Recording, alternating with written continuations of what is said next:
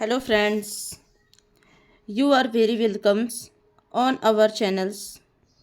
We want to study related to English literature and give you all the information related to education in depth.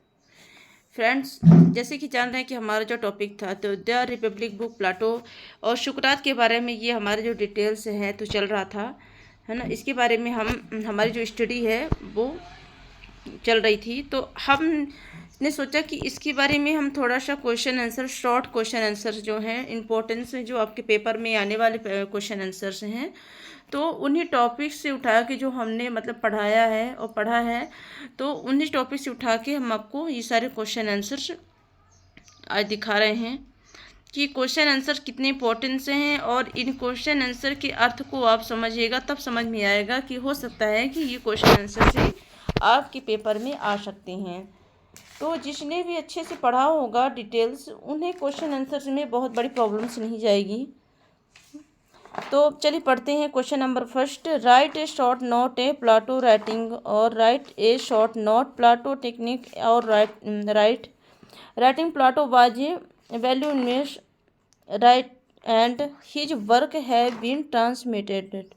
तो क्या कह रहा है यहाँ पर कि प्लेटो के लेखन पर एक संक्षिप्त टिप्पणी लिखी। प्लेटो के जो लेखन तकनीकी पर एक संक्षिप्त टिप्पणी लिखी कि मतलब प्लेटो एक प्रखर लेखक थे और उनके कार्यों को मतलब किस प्रकार से प्रसारित किया गया। तो चलिए पढ़ते हैं answer first. Plato was a voluminous writers and his work have been transmitted to the posterity whole and entire. तो क्या कह रहा है यहाँ पर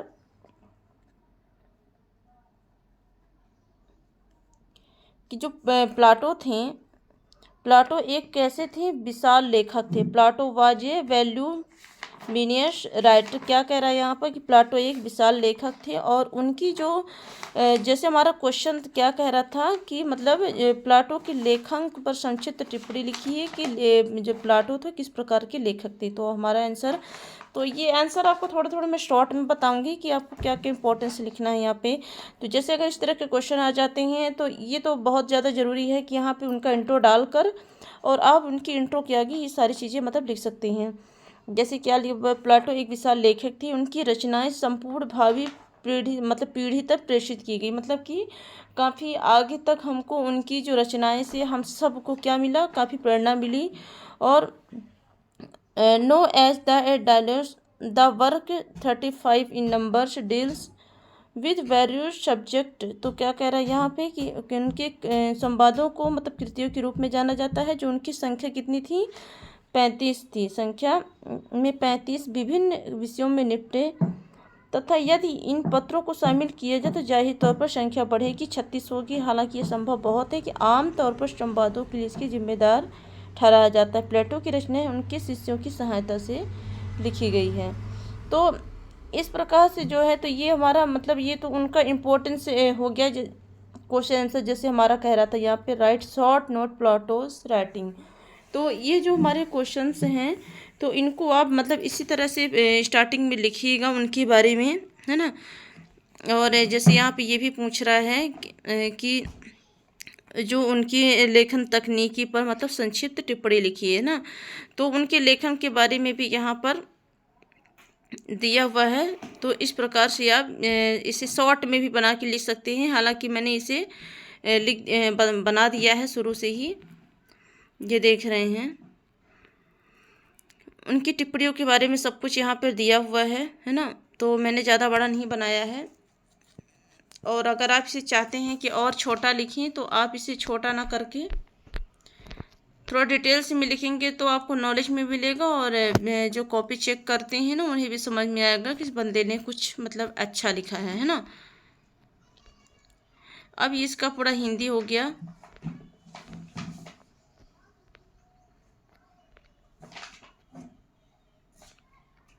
अब हम चलते हैं क्वेश्चन नंबर सेकंड की ओर। तो क्वेश्चन नंबर हमारा सेकंड क्या कह रहा है,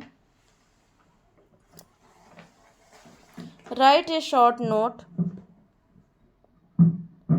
on the Republic as drama and poetry. तो क्या कह रहा है, नाटक और काव्य के रूप में गणतंत्र पर एक संक्षिप्त टिप्पणी लिखिए, है ना। तो नाटक और काव्य के रूप में एक गणतंत्र पर एक संक्षिप्त टिप्पणी लिखिए। The Republic unfolds as a dialogues और colloquy among several characters who meets and fall into conversations।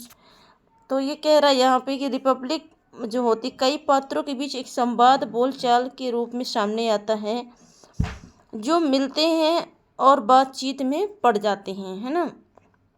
तो यहाँ पे जैसे कह रहा है कि टिप्पणी लिखना है ना, तो मतलब बोलचाल के रूप में सामने आता है और उसी मतलब उसी रंग ढंग में पड़ जाते हैं। And the take form and not a systematic expositions but of the intellectual's adventures indeed of a reflective drama in the a realm of ideas। तो यहाँ पे कह रहा है, जैसे यहाँ पे वो टिप्पणी के बारे में बोल रहा है कि किस प्रकार से टिप्पणी जो है, तो ये जो हमारा क्वेश्चन आंसर है ना, तो इसके बारे में मतलब क्वेश्चन आंसर जो मेरा दिया हुआ है, तो मतलब क्या गणतंत्र पर क्या है, क्या लिखना है, इसका ड्रामा और कविता लिखना है ना। तो क्या कह रहा है यहाँ पे, ये हमारा आंसर कि नाटक के रूप में निश्चित रूप से मतलब वास्तव में क्या कह रहा है कि वास्तव में विचारों के क्षेत्र में चिंतनशील नाटक के रूप में ये निश्चित रूप से ग्रीक थिएटर, सॉरी यहाँ पे हैं हम, the republic unfold dialogues colloquies among. यहाँ पर हैं हम कि रिपब्लिक कई पात्रों के बीच में संवाद या बोलचाल के रूप में सामने आता है, जो मिलते हैं और बातचीत में पड़ जाते हैं। इस प्रकार से व्यवस्थित प्रदर्शनी का नहीं बल्कि एक बौद्धिक साहसी कार्य का रूप लेता है। वास्तव में विचारों में एक क्षेत्र में एक चिंतनशील नाटक का है, वास्तव में विचारों के क्षेत्र में एक चिंतनशील नाटक का है। तो अगर क्वेश्चन अगर इस तरह से आता है, तो मतलब रिपब्लिक के मतलब उनके ड्रामा और उसकी पोएट्री के बारे में, तो ये एक बोलचाल के रूप में और एक बल्कि बौद्धिक और साहस कार्य का रूप होता है ना, ड्रामा और कविता जो होती है। वास्तव में विचारों के क्षेत्र में एक चिंतनशील मतलब आपकी विचार का कितना मतलब चिंतनशील है आपके अंदर, तो इन सभी चीज़ों का वो क्या करता है, सामने प्रदर्शित करता है ना। काफ़ी मतलब साहसपूर्ण भरा ये कार्य होता है। तो write a short note Republic as drama and poetry. तो इसी के बारे में मतलब ये सारी डिटेल्स जो हैं, तो मतलब छोड़े मैंने शॉर्ट में ही बनाया है इसे, है ना। तो इसे आप ज़रूर पढ़ लीजिएगा, क्योंकि हो सकता है कि पेपर में ये आपको आए ही। और ये ऐसा क्वेश्चन है कि मतलब आपको अगर आप इस एमए इंग्लिश लिटरेचर के आगे भी जाना चाहेंगे, तो एजुकेशन के लिए भी या तो नेट पीजीटी की तैयारी के लिए, तो आपको ये सारी चीज़ों के हो सकता है कि आपको आगे इनका सामना हो, है ना। तो जैसे कह रहा है कि नाटक के रूप में जैसे थिएटर, सोफोक्लोस, यूरोपाइड्स, जैसे कहने का मतलब है लेखकों के कार्यों में कई स्पष्ट तरीकों से भिन्न है। इनकी समस्याएं मुख्य चुनौती अधिक तार्किक भौतिक होती हैं, है ना। इनमें कथानक उपकथानक परिस्थितियों से अधिक तर्क के जाल में, इनकी क्रिया गतिशीलता घटनाओं के अस्थायी प्रभाव से अधिक विचारों के द्वंद्वात्मक खोज होते हैं ना। तो ये मतलब कुछ इस तरीके से ये पूरा हमारा जो आंसर्स है ना। तो ये मेरा हिंदी अनुवाद है। अब हम चलते हैं क्वेश्चन नंबर 3 की ओर, है ना। काफ़ी मतलब वेरी इंपॉर्टेंस है। तो हमारा क्वेश्चन नंबर क्या कह रहा है, discuss Plato as a political philosopher. तो क्या कह रहा है, एक राजनीतिक दार्शनिक के रूप में प्लेटो की चर्चा करें, है ना। तो चलिए हम प्लेटो के बारे में हम चर्चा करते हैं।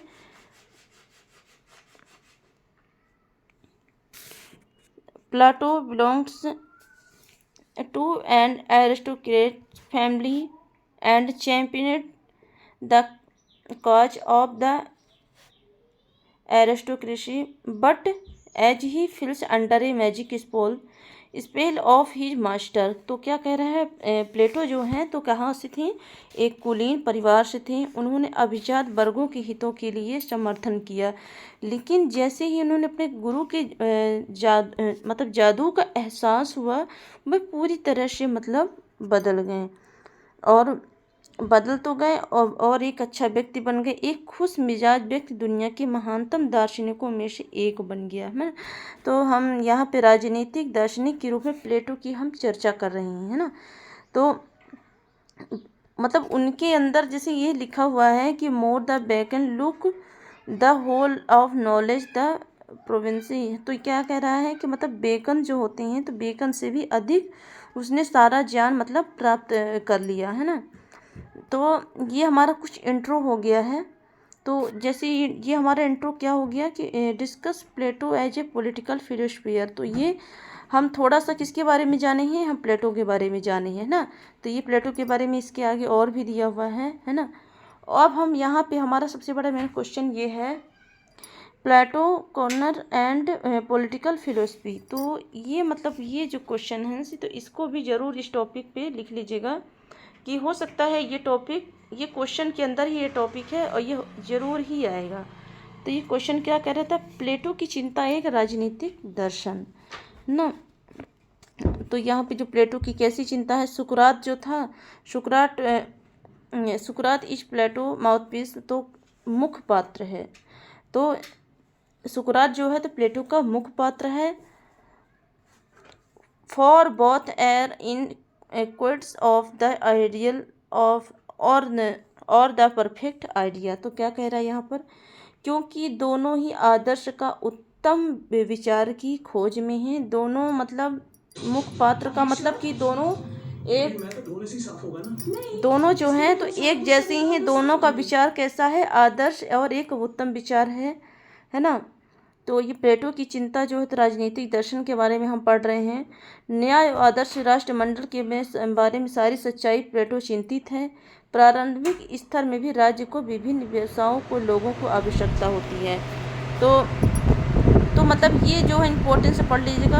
गाइड्स बच्चा थोड़ा परेशान कर रहा है, इसके आगे हम नहीं पढ़ा पा रहे हैं, ठीक है। तो ये हमारा जो प्लेटो की चिंता एवं राजनीतिक दर्शन है ये, है ना। तो पहले हम इसके बारे में पूरा इंट्रो पहले प्लेटो के बारे में लिखेंगे, फिर उनके राजनीतिक दर्शन के बारे में यहाँ पर लिखेंगे। तो ये तो आज हमने 3 क्वेश्चन से बनाए जो वेरी इंपॉर्टेंट थे, है ना। ऐसे क्वेश्चन नहीं थे कि जो आपके मतलब एग्जाम से रिलेटेड नहीं, सारे क्वेश्चन आपके एग्जाम के रिलेटेड से भी हैं एंड आपके नॉलेज के लिए भी है। तो हमारी वीडियो आपको कैसी लगी कमेंट बॉक्स में ज़रूर बताइएगा। लाइक एंड सब्सक्राइब जरूर करिए और आपको कहीं भी प्रॉब्लम हो तो कमेंट बॉक्स में ज़रूर बताएं ताकि हम आपकी प्रॉब्लम को सॉल्व कर सकें और आपके लिए और भी इम्पोर्टेंट वीडियो ला सकें।